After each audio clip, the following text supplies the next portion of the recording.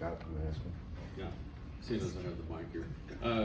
How was Scatteroo out there? How was it trying to chase him down? Yeah, all week we preached on 11 hats to the ball, and he run very hard, as we can see on that goal line play. So hats off to Arizona State and that running back. He's very good.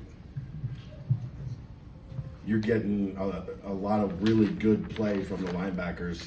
How much of that do you think is centered around the defensive line is starting to solidify? You guys are, as healthy as you've been, and then allowing those guys to come down and fill gaps and make plays. Yeah, shout out to Coach Brad and Coach Stu. We have like a front six meeting every week, and the front six talk about how we got to fit our gaps and how they're going to play off the D line. And I feel like this is probably the best game we've actually played off of each other, and I'm very proud of my guys. Dontay, you played against a very good center, and you impacted the game. Was there any different, practicing or any different things that you kind of went over this week? You're going against somebody that was such highly talented as a blocker. I would say shout out to our scout team, giving us a good look. Like this year, probably the best scout team we ever had. Just them throwing the ball on us and stuff, actually challenging us, not giving up anything easy. And our line give us the best. Actually, our scout team center is one of our D linemen, Keelan Smith. And he's a little to move, so he's getting me prepared. And the center over there, he's very good. He challenged me a lot, but my name wasn't called a lot, but I was doing my job, and that's all I can ask for. I think Antoine Peak has had four forced fumbles in 3 games, led the team in tackles today.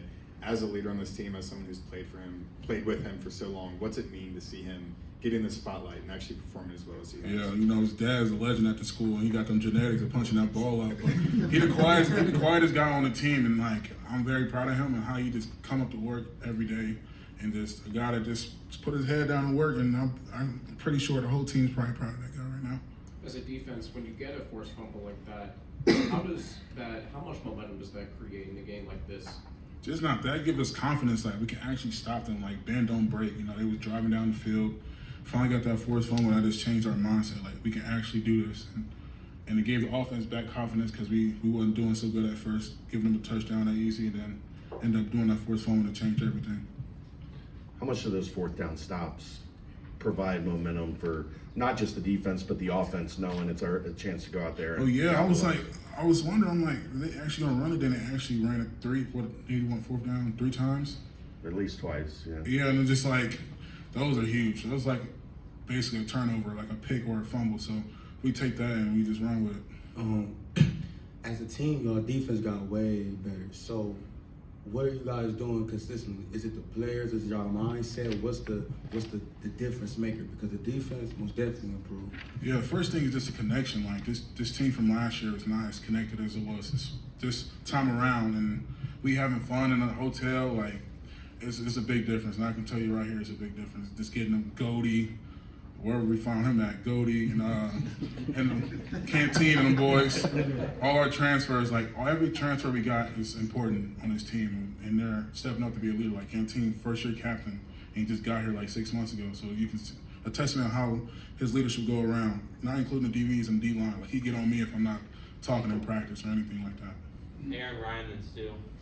5-2 this season, 3-1 in conference, and you kind of helped put this team together as one of the leaders. What's it mean to you to know the impact you've had on this team? Yeah, we preach all off season we have to fix that locker room. If we don't, we're not going to win any games. And that's the first thing we did, get all them great guys like Canteen and Goldie, like I said. And those guys are just locker room guys. The vibe around the team, even though I challenged the team the pit week because we ended up losing that game, and I challenged them remember this feeling because it's gonna go a long way. And then the last couple of games we just won came down to the wire, and we just remember that feeling. Arizona State scores on their first drive. You guys limit them to just 65 yards the rest of the half. What were those conversations like on the sideline with Coach Vite and Coach Stu? Yeah, that's one thing. Canteen, Goldie, each person at each level always come to a different group and talk to them what we gotta fix, and we look at the iPad and we adjust from there. Never no arguing, we all together. Stu. You do look like your godfather. Speaking of, when the question was asked about how this team has improved this year, I remember last year you went on Twitter and you apologized to the fans for the play and everything. How do you feel about being justified for doing that? I feel like it was on us, Gavin Gerhardt, me, the captains that was coming back. I just felt like we let the fans down. They did not deserve anything like that, and we didn't put on the show any time. So I just feel like that was a disappointment. I knew we was building something special.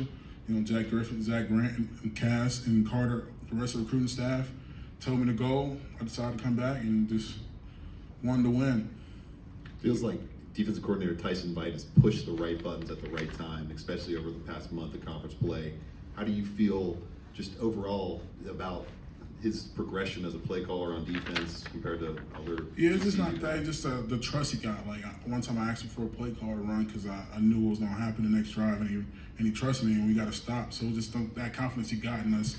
He's just not a coach that's just going to call anything. He gonna ask the players what they want, and then we're just going to adjust from there.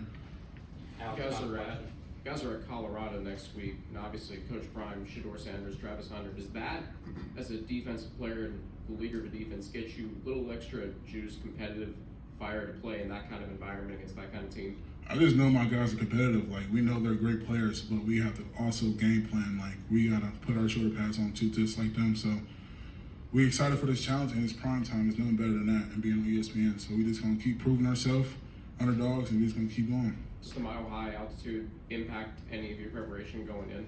Of course not. It just a little extra challenge, but I don't think it's going to be a big difference. Thank you, Dontay.